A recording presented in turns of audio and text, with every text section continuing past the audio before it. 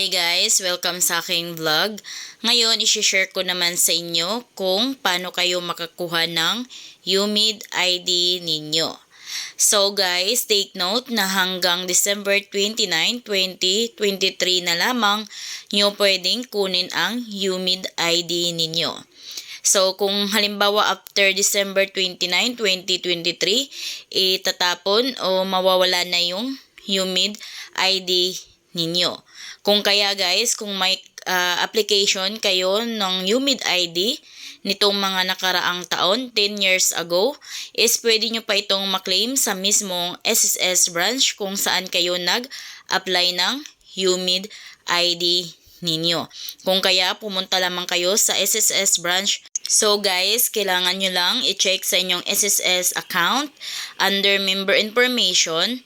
At para naman sa tutorial nito, ilagay ko lang yung link sa comment section or sa video description kung paano ninyo ma-check online sa inyong SSS account kung card generated na ba yung status ng UMID ID ninyo.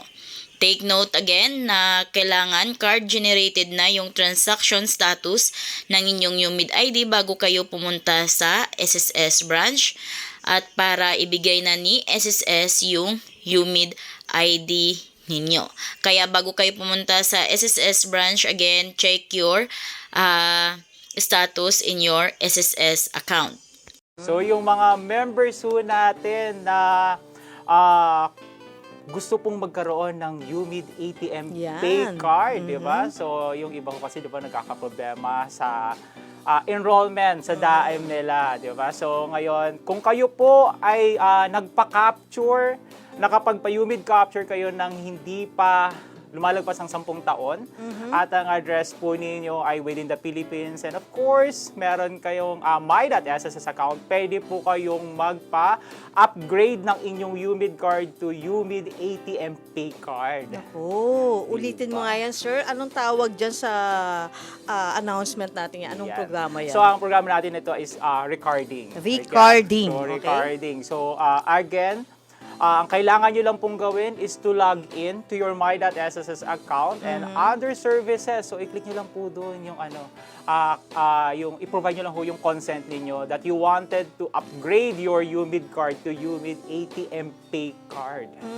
So, Diba? ito ba yung mga nagkaroon na ng UMID card ID dati? Yes. Na i-upgrade into pay card na rin? Tama, Okay. Ma'am Vanjie. So yung mga dati pong mga miyembro, kasing iba, di ba, nung in-introduce kasi natin si UMID Pay Card, so yung ibang mga miyembro na may Recently lang, yung mga recently, recent na tama. ano. Yung Ito, iba, sabi nila, paano kami na mayroon na kami UMID card? Oo, ang dami diba? may tanong Maraming na ganyan. ganun eh. Oo. So ngayon, ito na yung pagkakataon ho ninyo. So yung mga miyembro natin na may UMID card na at gusto po ninyong i-upgrade yung inyong UMID card to UMID ATM Pay Card. So ito na po yung pagkakataon ninyo. Libre ho yan walang bayad.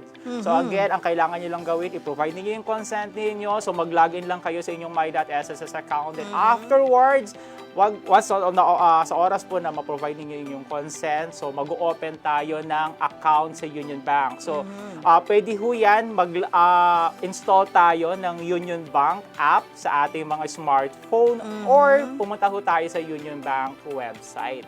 So again, wala pong maintaining balance naman to sa Union Bank. So, ang kakailanganin nyo lang po ay yung transaction number na pinrovide ng system sa inyo nung kayo po ay nakapag-provide ng inyong consent. So, sabi mo, anong period yung pwedeng sumali dito or mag-upgrade? Lahat ng miyembro ho natin na mayroon ng nakapagpa-capture na sa system at hindi pa po lumagpas yung 10 years.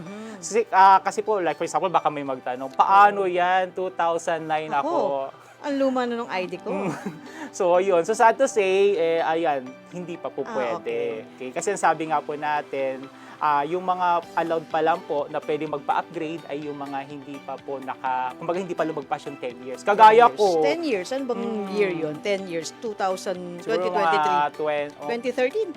Yeah, mga Okay. ganun siya, onward. So, yun po, aso sila pa lamang yung pwede pong mag-request ng recording. So, ang tawag po dyan ay recording. Yung isa pa, sir, ano pa yung update mo Yan. sa So, yung UMID iba card? namang mga miyembro natin, nag-check sa kanilang My.SSS account, nakita nila doon na sila ay mayroon ng UMID card. Pero yun nga po, nag-RTS. Yung mga unclaimed UMID card. Ito po UMID card lang talaga. So, unclaimed UMID card. So, ang pwede po nilang gawin, pwede po silang pumunta sa branch kung saan po sila nag-apply, kung saan po sila nagpa-capture, at pwede po nilang i-claim yan. So, ang covered po dito yung mga miyembro, yung mga unclaimed cards, starting August 2017 hanggang December 29 po yan. Pwede pa po ninyong i-claim. Okay? So, meron ho kayong hanggang December 29. So, yung mga nagpa-capture ho, again, August 2017 hanggang December of 2020. So, pwede po ninyong ma-check yan, again, sa my.sss account ninyo, doon po sa inquiry.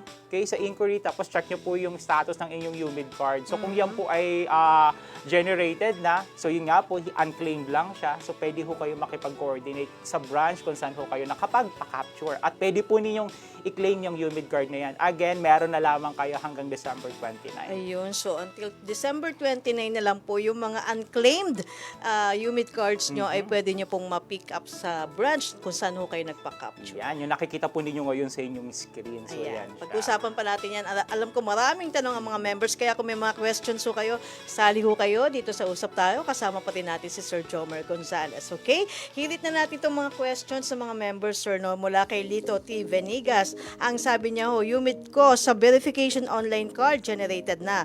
Pwede ko po bang kunin na sa SSS Ortigas Galleria? Ayan. So, ang ganda tanong ni Sir Lito. So, pasok na pasok siya kanina yung pangalawang announcement natin. So, again, kung kayo po ay yung UMID card ninyo is generated na, hindi lang po, kumbaga nag-RTS, so pwede po ninyong i-claim yan sa branch kung saan kayo nagpa-capture. So, sa case ni Sir Lito, sa Ortigas daw po siya, doon sa may Galleria branch natin. So, pwede po ninyong puntahan at Until i-claim. when? Until Again, when yan? until December 29. Because Okay. after that date, so i-dispose na po namin lahat ng mga cards na nasa possession pa po ng SSS. Okay. Ano yung papakita niya sa branch para ma-prove na siya ay Okay. So, kung nasa inyo pa po, maigi po kung nasa inyo pa yung Stub. yung stub, pero Okay. kung wala na, valid ID.